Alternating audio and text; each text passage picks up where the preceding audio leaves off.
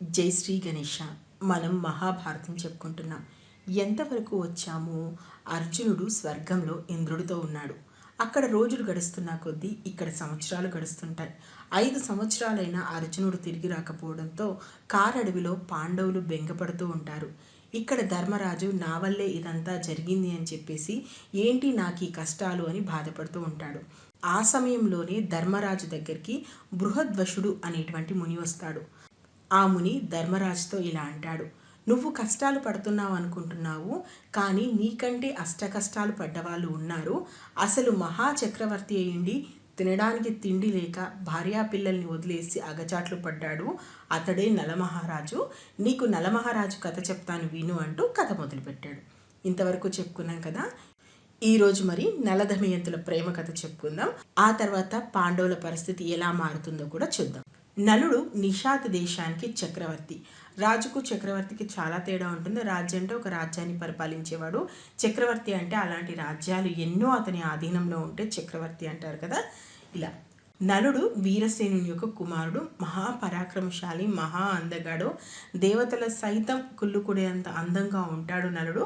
ఇక అతని పరాక్రమముల గురించి, అతడు యుద్ధంలో చేసేటువంటి తీరు గురించి మహాభారతంలో చాలా అద్భుతంగా చెప్తుంటారు. ఇక విదర్భ దేశంలో భీమసేనుడు అనేటువంటి ఒక రాజు ఉంటాడు. ఆ రాజుకు 3 కొడుకులు, ఒక కూతురు. దముడు, దంతుడు, దమనుడు వీళ్ళు కొడుకులు. దమయంతి ఈమె కూతురు. ఈ దమయంతి చాలా అందంగా ఉంటుంది. ఆమె అందాన్ని చూసి దేవతల సైతం అసూయపడేంత అందంగా ఆమె ఉంటుంది. సో ఇలా నలుడు, ఇటు దమయంతి చాలా అద్భుతంగా ఉంటారు.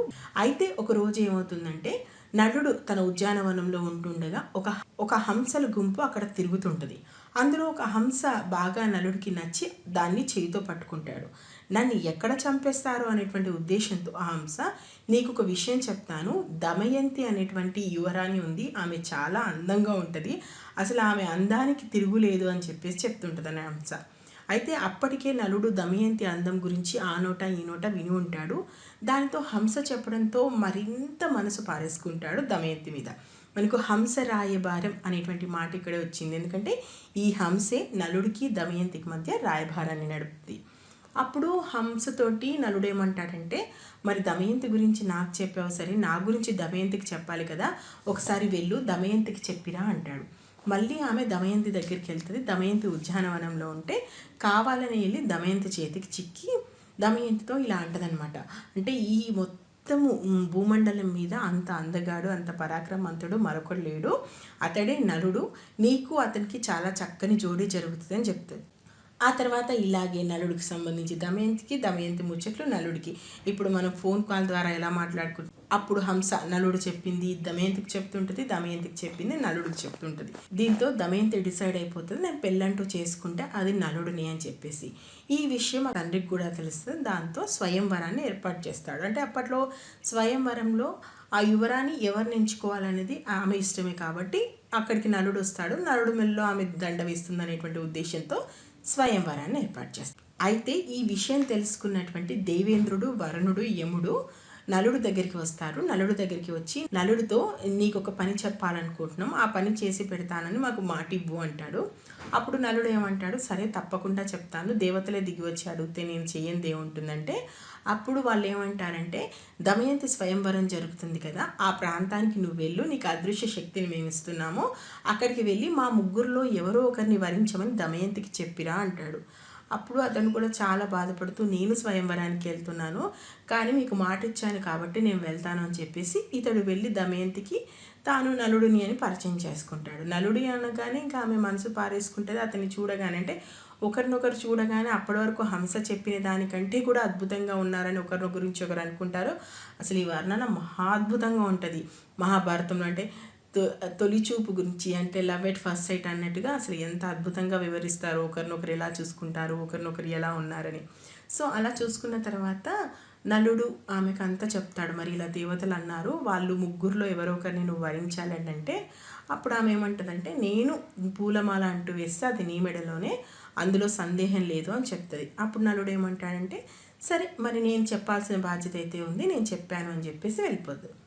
ఈ విషయం అంతా తెలుసుకున్న దేవతలు ఏం చేస్తారంటే, వాళ్ళు ముగ్గురు కూడా నలుడి రూపంలోనే వస్తారు. ఆ స్వయంవరంలో నలుగురు నలుడిలాగానే ఉంటారు. దాంతో దమయంతికి ఏం చేయాలో అర్థం కాదు. ఎలా నేను గుర్తుపట్టాలి నలుడిని? ఈ నలుగురిలో నిజమైన నలుడు ఎవరు? ఎలా తెలుసుకోవాలని చెప్పేసి బాగా ఆలోచిస్తే అప్పుడు ఆమెకి ఏం అర్థమవుతుందంటే, దేవతలు కనురెప్పలు కొట్టరు, వాళ్ళు భూమిని తాకే విధంగా నిల్చోరు, అదేవిధంగా వాళ్ళ శరీరంలో స్వెట్టింగ్ అంటే చెమట అనేది అస్సలే రాదు. సో ఈ లక్షణాలు ఉంటాయి కాబట్టి ఒకసారి వాళ్ళని చూస్తుంది. అందులో ఆ ముగ్గురు కనురెప్పటి కొట్టట్లేదు అండ్ కింద నిల్చొని లేరు, వాళ్ళకి ఎక్కడా కూడా చెమటలు పట్టట్లేదు. దాంతో ఓహో నలుడు ఇతడే అని చెప్పేసి నలుడు మెల్లో ఆమె వరమాల వేస్తుంది. అయితే ఇదంతా జరుగుతున్నప్పుడు ఏంటంటే ఇదే స్వయంవరానికి దమయంతిని చేసుకోవడానికి కలి కూడా రావాలనుకుంటాడు. అయితే కలి కొన్ని కారణాల వల్ల అక్కడికి రాలేకపోతాడు. దమయంతి నలుడిని వరించిందని తెలుసుకొని ఇంకా కలి విపరీతమైన కోపంతో ఏం చేసైనా సరే నేను వాళ్ళిద్దరిని విడదీస్తా అని చెప్పేసి శపథం చేస్తాడు. సో ఇదంతా జరిగిన తర్వాత నలదమయంతులు చాలా సంతోషంగా ఒక్కటవుతారు. అయితే నలుడిని పట్టి పీడించడానికి కలి చాలా ప్రయత్నాలు చేస్తాడు. కానీ ఏంటంటే నలుడు అన్ని రకాలుగా కూడా ధర్మాన్ని నీతిని పాటిస్తూ ఉంటాడు. ఎక్కడ కూడా అపరాధం చేయడు. అతడు పొద్దున్న నుంచి సాయంత్రం వరకు అతని జీవనశైలి అంతా కూడా ధర్మబద్ధంగా నడుస్తుంటుంది. దీంతో కలి అతని దగ్గరికి కానీ అతని లోపలికి కానీ దూరలేకపోతుంటాడు. చాలా ప్రయత్నాలు చేస్తుంటాడు. అంటే ఎక్కడైనా ఒక్క నియమమైనా తప్పకపోతాడా, అతని లోపలికి నేను దూరి అతన్ని నాశనం చేయకపోతానా అని చెప్పేసి ఎదురు చూస్తుంటాడు. ఇలా 12 ఏళ్ళు గడిచిపోతుంది. అయితే ఎక్కడా కూడా కలికి నలుడిని పట్టుకోవడానికి అవకాశం దొరకదు. ఇలా 12 సంవత్సరాలు గడిచిపోతుంటుంది. ఈలోపు వీళ్ళకి ఇద్దరు పిల్లలు పుడతారు, ఇంద్రసేనుడు ఇంద్రసేనాని.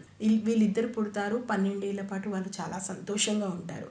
అయితే ఒకరోజు ఏంటంటే నలుడు వాష్రూమ్కి వెళ్తాడు కదా, అంటే ఇప్పుడు మనకు లఘుశంక అంటారు కదా, అలా వెళ్ళి వచ్చేటువంటి క్రమంలో తొందరపాటులో ఏంటంటే కాళ్ళు కడుక్కోకుండా వస్తాడు. అంటే కాళ్ళు పూర్తిగా కడుక్కోకుండా తొందరలో వచ్చేసి అలాగే సంధ్యావందనం చేస్తాడనమాట. అంటే ఇలా నిష్ట తప్పి కాళ్ళు సరిగ్గా కడుక్కోకుండా వచ్చి సంధ్యావందనం చేయడం అనేది ధర్మబద్ధం కాదు. కాబట్టి ఆ ఒక్క సంఘటనతోటి నలుడిలోకి దూరిపోతాడు కలి.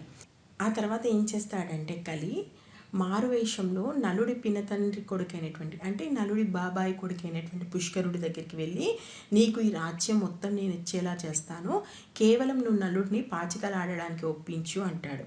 అప్పటికే నలుడిని పట్టుకొని ఉన్నాడు కాబట్టి అతడు పూర్తిగా అధర్మబద్ధంగా ప్రవర్తిస్తూ ఉంటాడు నలుడు. పుష్కరుడు వెళ్ళి మనం జూదం ఆడదాము రా అనగానే సరే అని ఒప్పుకుంటాడు. ఇక జూదంలో అన్నీ ఓడిపోతాడు. ఇటు దమయంతి, అక్కడ ఉన్నటువంటి పండితులు అందరూ చెప్తుంటారు వద్దు వద్దు వద్దు వద్దు, జూదం ఆడకని ఎంత వారిస్తున్నా కూడా నలుడు అసలు వినిపించుకోడు. కలి ప్రభావం వల్ల అసలు అతను జూదం ఆడుతూనే ఉంటాడు. మొత్తానికి అన్నీ పోగొట్టుకుంటాడు. కట్టుబట్టలతో బయటికి వెళ్ళాల్సినటువంటి పరిస్థితి వస్తుంది. దానితోటి వాళ్ళ సారథిని పిలిచి వాళ్ళ కొడుకు కూతురు ఉన్నారు కదా, ఇంద్రసేనుడు ఇంద్రసేనాని, వాళ్ళని మాత్రము ఊరికి పంపించేస్తారు. వాళ్ళ తాతగారి ఊరికి పంపించేసి ఇక భార్యాభర్తలు నలదమయంతులు ఇద్దరు కారడవిలో నడుచుకుంటూ వెళ్ళిపోతుంటారు. ఇంకా మరో విషయం ఏంటంటే పుష్కరుడు ఉన్నాడు కదా, పుష్కరుడితోటి కలి ఏమని చెప్పిస్తాడంటే ఎవరైనా సరే నలుడికి కానీ దమయంతికి కానీ సహాయం చేస్తే వాళ్ళ తల నరికిస్తాను అని ప్రకటిస్తాడనమాట. దాంతో భయపడిపోయి ప్రజలు ఎవ్వరు కూడా వాళ్ళకి సహాయం చేయరు. ఇక ప్రజల మధ్యలో ఉండలేక వాళ్ళు ఏం చేస్తారంటే అడవి మార్గం పట్టుకుంటూ వెళ్తారు. ఇక అడవిలో వాళ్ళకు తాగడానికి నీళ్లు ఉండవు, తిండి ఉండదు. అసలు ఆకులు అలమలు తింటూ నడుస్తుంటే కాళ్ళకి రక్తాలు కారుతుంటాయి. ఎటు వెళ్తున్నామో ఏం చేస్తున్నారో తెలియదు. బట్టలన్నీ కూడా మాసిపోతుంటాయి. క్రూరముగాలు ఎప్పుడు ఏ వస్తు దాడి చేస్తాయో తెలియదు. అసలు ఏం చేయాలో కూడా అర్థం కాని పరిస్థితి ఉంటుందన్నమాట. ఇక ఒక రోజు ఏమవుతుందంటే విపరీతమైనటువంటి ఆకలితో ఉంటారు నలదమయంతులు. ఏం చేయాలో అర్థం కాని పరిస్థితిలో కొన్ని పిట్టల గుంపు ఎగిరిపోతుంటే నలుడు ఏం చేస్తాడంటే కనీసం ఈ పిట్టలనైనా పట్టుకొని తిందామని చెప్పేసి తన పంచె విప్పి ఆ పిట్టల మీదకి ఎగిరేస్తారు. ఇంకా అప్పుడు ఆ పిట్టలు అంటావు, మేమెవరో అనుకున్నావా, నిన్ను జూదం ఆడించినటువంటి పాచికలం మేమే, నిన్ను కట్టుబట్టలు కాదు కదా, నీకు బట్టలు కూడా లేకుండా చేయడానికి ఇక్కడికి వచ్చామని చెప్పేసి ఆ పంచె కూడా తీసుకుని వెళ్తారు. దాంతో మరీ దయనీయమైనటువంటి పరిస్థితి వస్తుంది వాళ్ళకి. ఏం చేయలేక దమయంతి కొంగును కొంత చింపుకొని దాన్ని కట్టుకుంటాడు నలుడు. అలా కారడవిలో పడిపోతూనే ఉంటారు. ఎటు పోతున్నారో తెలియదు, ఎక్కడికి పోతున్నారో తెలియదు. ఇక ఇదంతా జరుగుతుంటే మళ్ళీ కలి ఏమనుకుంటాడంటే వీళ్ళిద్దరూ మాత్రం ఎందుకు కలిసి ఉండాలి, వీళ్ళని ఎలాగైనా విడదీయాలి అనుకుంటాడు. ఒకరోజు నలదమయంతులు పడుకొని ఉంటారు. కలి తన ప్రభావాన్ని పెంచి నలుడు ఇలా ఆలోచించేలా చేస్తాడు. ఎలా అంటే, నా వల్లే కదా దమయంతికి ఇన్ని కష్టాలు, అసలు నేనే లేకుండా ఉన్నాననుకో, ఆమె వెళ్ళి వాళ్ళ పుట్టింటికి వెళ్తుంది, తనన్నా సంతోషంగా ఉంటుంది, నేను ఉన్నంతకాలం ఇలాగే నన్ను పట్టుకొని కారడవిలో తిరుగుతుందని చెప్పేసి అక్కడి నుంచి, అంటే అంతటి కారడవిలో కట్టు బట్టలతో ఉన్నటువంటి దమయంతిని వదిలేసి వెళ్ళడానికి ముందుకు వెళ్తుంటాడు. మధ్యలోకి వెళ్తున్న తర్వాత అనిపిస్తుంటుంది, అరే దమయంతిని ఒక్కదాన్ని వదిలేసి వెళ్తున్నాను, ఆమెకేమన్నా జరుగుతుందని. ఎలా వెళ్ళాలా వద్దా అంటాడు. చివరికి కలి ప్రభావమే గెలుస్తుంది. దానితో అతడు అక్కడి నుంచి ఆమెను వదిలేసి అలా నడుచుకుంటూ వెళ్తాడు. ఇక తర్వాత దమయంతి తిరుగుతుంది కదా, అసలు మామూలుగా ఉండదు మహాభారతంలో. ఆమెకి ఎన్ని ఇబ్బందులు వస్తాయో, ఒక వేటగాడు ఆమెను చెరచాలని చూస్తాడు, అక్కడ ఉన్నటువంటి క్రూర మృగాల వల్ల ఆమె ఇబ్బందులు పడుతుంది. కేవలం ఆమె ఆ భగవంతుని తన భర్తను మనసులో తలుచుకొని అలా వెళ్తూ ఉంటుంది, కానీ చాలా ఇబ్బందులు పడుతుంది. అసలు ఎటు వెళ్ళాలో ఏం చేయాలో అర్థం కాదు. తర్వాత కొంతమంది వర్తకులు వస్తే ఆ వర్తకులతో అన్న అక్కడి నుంచి వెళ్ళాలని చూస్తుంది, కానీ అది కూడా కుదరదు. కానీ ఎటు వెళ్తుందో ఏం చేస్తుందో తెలియదు. మొత్తం దుమ్ము కొట్టుకుపోయినటువంటి శరీరంతో అలా అలా అలా నడుచుకుంటూ వెళ్తూనే ఉంటుంది. దమయంతి ఇలా నడుచుకుంటూ చేది రాజ్యం చేరుకుంటుంది. అక్కడికి వెళ్ళినాక కూడా ఆమె నలుడినే వెతుకుతూ ఉంటుంది, ఇక్కడికైనా నలుడు వచ్చాడా ఏంటి అని చెప్పేసి. అయితే అదే సమయంలో కోటలో ఉన్నటువంటి రాజమాత ఈమెను చూసి, ఎవరు ఈమె ఇంత దుమ్ము ధూళితో ఉంది, అయినప్పటికీ కూడా ఆమెలో కళ ఎంత మాత్రము తగ్గలేదు, చాలా అందంగా కనిపిస్తుంది, ఎవరు ఆమెను పిలువు అన్నప్పుడు ఆమె దాసీలు వెళ్ళి రాజమాత దగ్గరికి ఆమెను తీసుకొస్తారు. తీసుకొచ్చినప్పుడు ఆమె ఏం చెప్తుందంటే, నేను చాలా గొప్ప వ్యక్తి భార్యను, కొన్ని కారణాల వల్ల మేము విడిపోయాము, కాబట్టి నేను అతన్ని వెతుక్కుంటూ ఇక్కడికి వచ్చానంటే, సరే నువ్వు మా రాజ్యంలో ఉండొచ్చు అంటే, ఆమె ఇప్పుడు ఏమంటుందంటే, నేను సైరేంద్రిగా ఉంటాను. సైరేంద్రికి దాసికి తేడా ఏంటంటే, సైరేంద్రి కేవలం అలంకరణ మాత్రమే చేస్తుంది. అప్పుడు రాజమాత ఏం చేస్తుందంటే, తన కుమార్తె అయిన సునందకు ఈమెను అప్పచెప్పి ఆమెను అందంగా అలంకరించే బాధ్యత చూసుకుంటుంది. అండ్ ఈమె చాలా షరతులు పెడతాయి, అంటే నేను వేరే మగవాళ్ళతో మాట్లాడను, వేరే దాసీలు చేసేటువంటి పని చేయను, అదేవిధంగా ఎవరి కాళ్ళు కూడా నేను పట్టుకోను, కేవలం సైరేంద్రిగా మాత్రమే ఉంటానని చెప్తే, సరే అని దానికి రాజమాత ఒప్పుకుంటుంది. ఆ ఒప్పుకున్న తర్వాత ఆమె అక్కడే గడుపుతూ ఉంటుంది. ఇక్కడ విదర్భలో దమయంతి తండ్రి తన కూతురు ఏమైపోయింది, తన అల్లుడు ఏమైపోయాడు, వాళ్ళు ఎక్కడున్నారో వెతికించాలని చెప్పేసి మొత్తము, అంటే ప్రపంచంలో ఉన్నటువంటి అన్ని దేశాల దగ్గరికి బ్రాహ్మణులను పంపిస్తూ ఉంటారు. ఇలా బ్రాహ్మణులు వెళ్తూ అన్ని దేశాలలో వెతుకుతూ ఉంటారు, ఎక్కడైనా నలదమయంతులు కనిపిస్తారా అని చెప్పేసి వాళ్ళు వెతుకుతూనే ఉంటారు, ఎంతకు కనిపించరా. అందులో సుదేవుడు చేది రాజ్యానికి వెళ్తాడు. చేది రాజ్యంలో వెతుకుతూ ఉండగా అతడి కంట పడుతుంది దమయంతి. దమయంతిని చూడగానే అతడు గుర్తుపట్టేస్తాడు, అమ్మ నీ కోసం మీ నాన్నగారు రాజ్యాలన్నీ తిరుగుతున్నారు, ఇలా అనేక రాజ్యాలకు అనేక మందిని పంపించారు, దానిలో భాగంగా నేను చేది రాజ్యానికి వచ్చాను, నీ కోసం నీ తల్లిదండ్రులు బాగా ఇబ్బంది పడుతున్నారు, వాళ్ళు ఎక్కడెక్కడ వెతకాలో అక్కడక్కడ వెతుకుతున్నారు, నీ కొడుకు నీ కూతురు కూడా నీ కోసం ఎదురు చూస్తున్నారు, దయచేసి వచ్చేసేయి అని చెప్పేసి అతడు బ్రతిమలాడుతుంటాడు. ఇంతలో ఎవరైతే రాజమాత ఉంది కదా, దమయంతిని తీసుకొచ్చుకొని ఆమె దగ్గర పెట్టుకుంది, ఆమెకి ఈ విషయం తెలియగానే ఆమె ఏమంటదంటే, నేను మీ అమ్మ సొంత అక్కా చెల్లెలము, మేమిద్దరం కూడా దశరథరాజు కూతుర్లము, నేను ఏది రాజ్యానికి వచ్చాను, మీ అమ్మ ఆ రాజ్యానికి విదర్భ రాజ్యానికి వెళ్ళింది, నేను నిన్నెప్పుడో చిన్నప్పుడు చూశాను, నిన్ను ఇప్పుడు చూడాల్సి వచ్చింది, అయ్యో నువ్వు కూడా నా కూతురు అంటే, నా చెల్లెలి కూతురు కూడా నా కూతురే అవుతుంది, ఇన్ని కష్టాలు పడ్డావా తల్లి అని చెప్పేసి ఆమెను ఓదార్చి, ఇక విషయం తెలుసుకోగానే దమయంతి తండ్రి ఆమెను తమ రాజ్యానికి పిలిపించుకుంటాడు. ఇక ఇప్పుడు ఆమెకు పుట్టింటికి వచ్చింది, రాజభోగాలు ఉంటాయి, కొడుకు కూతురు అందరూ ఉంటారు, కానీ భర్త గురించి ఆలోచిస్తూ భర్త ఎప్పుడు వస్తాడు ఎక్కడున్నాడు అని చెప్పేసి భర్తను వెతికించే పనులు పంపిస్తారు. అంటే ఇప్పుడు దమయంతి తల్లిదండ్రులు ఏం చేస్తారు, దమయంతి దొరికింది కానీ మరి నలుడు దొరకాలి కదా, నలుడు ఎక్కడున్నాడు అని చెప్పేసి ఇంకా వివిధ రాజ్యాలకి పంపిస్తూనే ఉంటారు, సేవకుల్ని పంపిస్తారు, బ్రాహ్మణుల్ని పంపించి వెతికి రమ్మని పంపిస్తుంటారు. మరి ఇంతకీ నలుడు ఎక్కడున్నాడో తెలుసా? దమయంతిని వదిలేసి అడవిలో నడుచుకుంటూ వెళ్తుంటాడు కదా, అలా నడుచుకుంటూ వెళ్ళినప్పుడు ఏమవుతుందంటే, ఒక చోట ఒక పాము నన్ను రక్షించండి అని అరుస్తూ ఉంటుంది మంటల్లో చిక్కుని. దాంతో నలుడు ఏం చేస్తాడంటే ఆ పామును రక్షించి బయట వేస్తాడు, వాడే కర్కోటకుడు అనమాట. అయితే ఈ కర్కోటకుడు ఏం చేస్తాడంటే, నేను నీకు సహాయం చేస్తాను అని చెప్పేసి గట్టిగా నలుడిని కాటేస్తాడు. అప్పుడు నలుడు ఏమంటాడంటే, నువ్వు నాకు సహాయం చేస్తానని నువ్వేంటి నన్ను కాటేసావంటే, ఇప్పుడు నువ్వు నలమహారాజు రూపంలో ఉన్నావు, నలమహారాజు రూపంలో నువ్వు ఎక్కువ కాలం ఇలా తిరగలేవు, నీకు ఏదో ఒక చోట నువ్వు ఉండడానికి అవకాశం కావాలి కాబట్టి నేను నిన్ను కాటేశాను, నా విషం నీ శరీరంలో ఉన్నంత కాలము నువ్వు వికృత రూపంలో ఉంటావు, అంటే ఎవరు కూడా నిన్ను గుర్తుపట్టలేరు. అప్పుడు నువ్వు ప్రశాంతంగా ప్రజల మధ్య గడపొచ్చు.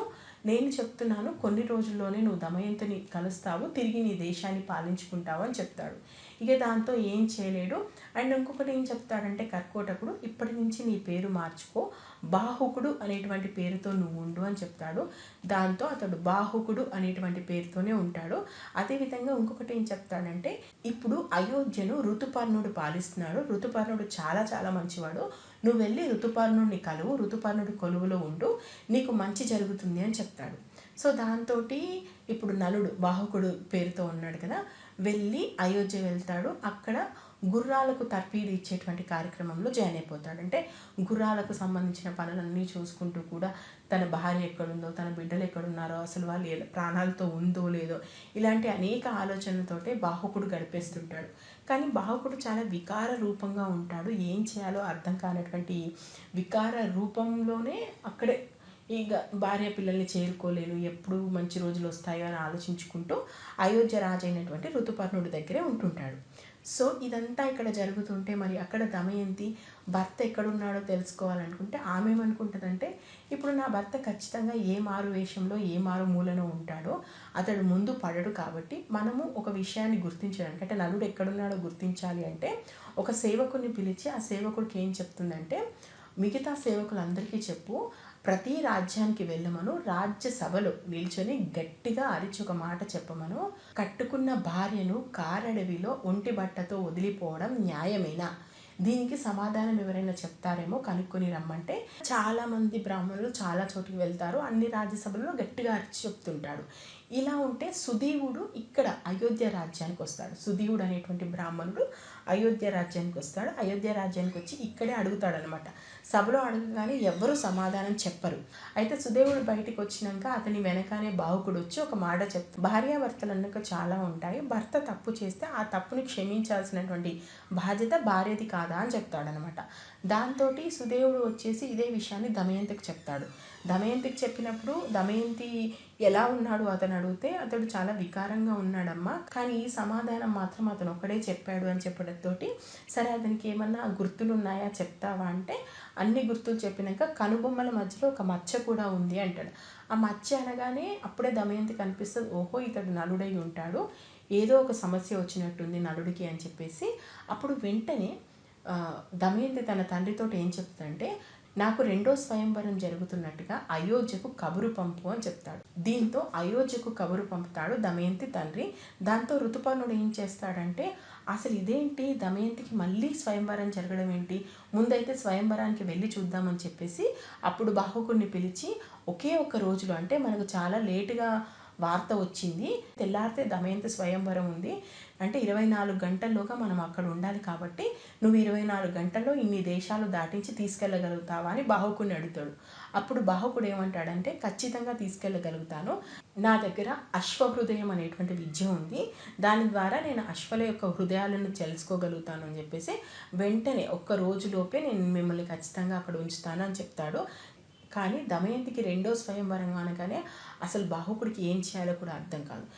కానీ అలా బాహుకుడు ఋతుపర్ణుడు ఇద్దరు కూడా అయోధ్య నుంచి బయలుదేరాడు విదర్భకు రావడం. అయితే అలా వస్తున్నటువంటి క్రమంలో బాహుకుడు ఆ గుర్రాలను తీసుకుపోయేటువంటి స్పీడ్ చూసి ఋతుపర్ణుడు ఏమంటాడంటే, ఇదెక్కడి విద్య, అసలు ఇలాంటి విద్య ఒకటి ఉంటుందా, ఇంత స్పీడ్గా తీసుకెళ్ళుకున్నావు, ఈ అశ్వహృదయం విద్యను నాకు నేర్పించు, అలాగే నా దగ్గర అక్షహృదయం అనేటువంటి విద్య ఉంది, దీని ద్వారా దేన్నైనా నేను లెక్కించగలుగుతాను, కావాలంటే చూడు, ఆ కనిపిస్తున్నటువంటి చెట్టుకి ఎన్ని ఆకులు ఎన్ని కొమ్మలు, అదేవిధంగా దానికి ఎన్ని పండ్లు ఉన్నాయో నేను లెక్కించి చెప్పగలుగుతాను అని చెప్తాడనమాట.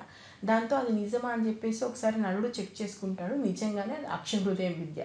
దాంతో ఏం చేస్తాడు ఋతుపర్ణుడు, అక్షహృదయం అనేటువంటి విద్యను బాహుకుడికి నేర్పిస్తాడు. అదేవిధంగా అశ్వహృదయం విద్యను ఇద్దరు అంటే ఎక్స్చేంజ్ చేసుకుంటారు. ఎప్పుడైతే అక్షహృదయం అనేటువంటి విద్యను బాహుకుడికి నేర్చుకోగానే అతనికి ఒక్కసారిగా కళ్ళ ముందు అన్ని కదులుతాయి, అంటే అన్ని గుణాంకాలు చేయగలుగుతారు. అంటే ఇది గణిత శాస్త్రానికి సంబంధించినటువంటి విద్య కాబట్టి వెంటనే అన్ని లెక్కలు వేసుకోగలుగుతాడు. తన జీవితంలో ఏం జరిగింది, అడవిలో దమయంతిని వదిలిపోయింది, ఇదంతా జరిగింది, అదంతా తెలుసుకోగానే అతడికి నిజమేదో అబద్ధమేదో అనేది ఆ విద్య ద్వారా అన్నీ ఒక్కసారిగా అర్థమైపోతాయి. అలా అన్నీ తనకు లెక్కలేసుకోవడంతో తన మనసులో గట్టిగా సంకల్పం చేసుకుంటాడు బాహుకుడు. ఆ సంకల్పంతో అప్పటి వరకు అతన్ని పట్టుకొని ఉన్నటువంటి కలి వెంటనే బయటికి వస్తాడు. బయటికి వచ్చినటువంటి కలి, ఇప్పటివరకు జరిగింది ఇది, నేను నిన్ను పట్టుకొని ఉన్నాను, అందువల్ల నువ్వు ఇవన్నీ చేసావు అని చెప్తాడు. దాంతో కలికిను బాహుకుడికి మధ్యలో మాట పెరిగిపోతుంది. సరే, ఇప్పుడు నువ్వు నన్ను వదిలేసావు, మరి నేను ఎవరిని పట్టుకొని ఉండాలంటే తాటి చెట్టుని చూపిస్తాడు బాహుకుడు. వెళ్ళు, నువ్వు తాటి చెట్టుని పట్టుకుని ఉండు, తాటి చెట్టు దగ్గరికి ఎవరైనా వస్తే వాళ్ళని పట్టుకో అని చెప్తాడు. అందుకే కలి వెళ్ళి తాటి చెట్టుని పట్టుకొని ఉంటాడు. ఈ తాటి చెట్టు నుంచి మళ్ళీ ఎక్కడికి పోతాడు అనేది ఇంకొక సూపర్ స్టోరీ ఉంటుంది. సరే, ఇప్పుడు ఏమైంది, బాహుకుడిని వదిలిపెట్టాడు. బాహుకుడు కలి వదిలిపెట్టగానే అతనికి క్లియర్గా అన్నీ అర్థమైపోతుంటాయి. మళ్ళీ ఇప్పుడు విదర్భ దేశం వస్తారు. వచ్చి ఇక్కడ ఋతుపర్ణుడు చూసే వరకు ఏముంది, అక్కడ ఏమీ స్వయంవరం లేదు, ఏమీ లేదు, ఏ రాజులు లేరు, ఏ సన్నాహాలు లేవు, అసలు ఏం జరుగుతుంది అని ఋతుపర్ణుడు ఓవైపు ఆలోచిస్తుంటాడు. మరోవైపు బాహుకుడే నలుడా కాదా అని తెలుసుకోవడానికి రకరకాల పరీక్షలు పెడుతుంటుంది దమయంతి.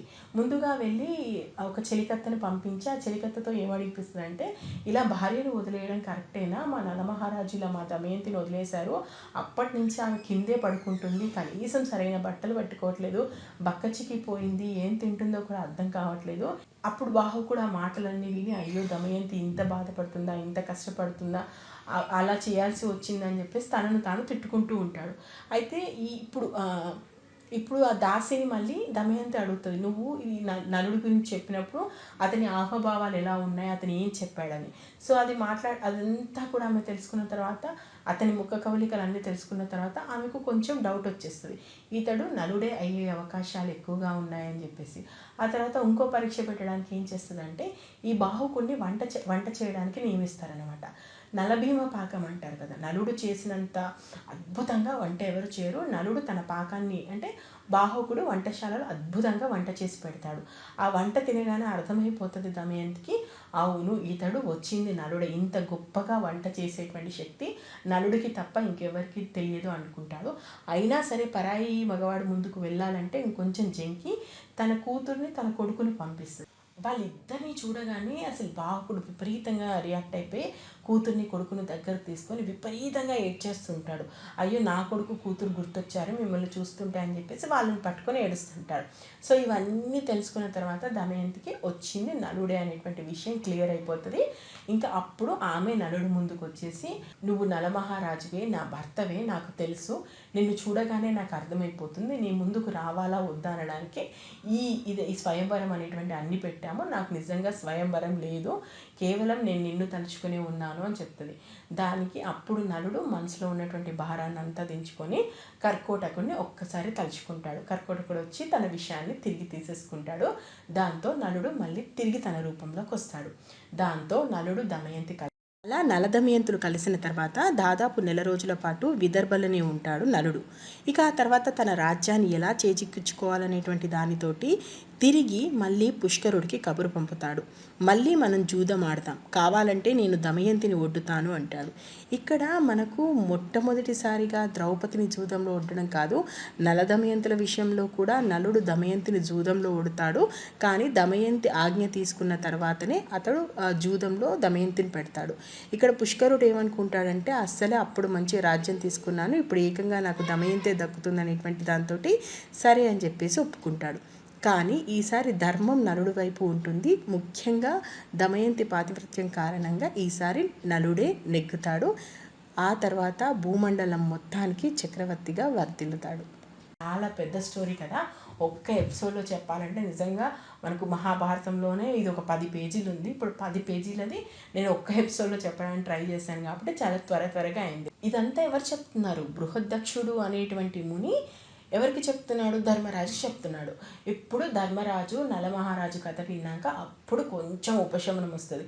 అరే, నలమహా చక్రవర్తి ఎవరూ లేకుండా, కట్టుబట్టలు కూడా లేకుండా కారడవిలో అన్ని కష్టాలు పడ్డాడే, వికృత రూపంలో పడ్డాడే, అసలు నాదేం కష్టము, నా తమ్ములు నాతో ఉన్నారు, నా భార్య నాతో ఉంది, నన్ను సేవించే సేవకులు నాతో ఉన్నారు, కొంతమంది బ్రాహ్మణులు నాతో ఉన్నారు, నలమహారాజు కష్టంతో పోల్చుకుంటే నా కష్టం ఎంత అని చెప్పేసి మళ్ళీ తిరిగి, అంటే డిప్రెషన్ నుంచి బయటికి ధర్మరాజును డిప్రెషన్ నుంచి బయటికి తీసుకురావడానికి బృహద్వశుడు ఈ కథ అంతా చెప్పాడు. ఓకే. మరి ఇప్పుడు నలమహారాజు కథ ఇదంతా తెలుసుకున్న తర్వాత ధర్మరాజు ఏం చేశాడు? ఇంతకీ స్వర్గంకి వెళ్ళినటువంటి అర్జునుడు ఇంకా ఎన్ని రోజులు ఉంటాడు? ఎప్పుడు వచ్చి వీళ్ళని కలుస్తాడు? తర్వాత పాండవుల కథ ఎటు మలుపు తిరిగింది? రేపు ఎపిసోడ్లో చూద్దాం. నేను మహాభారతం ఉన్నది ఉన్నట్టు చెప్తున్నాను. మీకు నచ్చితే ఆశీర్వదించండి. ఇప్పటి వరకు మహాభారతంలో ఏం జరిగిందో తెలుసుకోవాలనుకుంటే మన ఛానల్లో ప్లేలిస్ట్లోకి వెళ్తే మహాభారతం ప్లేలిస్ట్ ఉంది, మీరు చూడొచ్చు. Thank you. జై హింద్.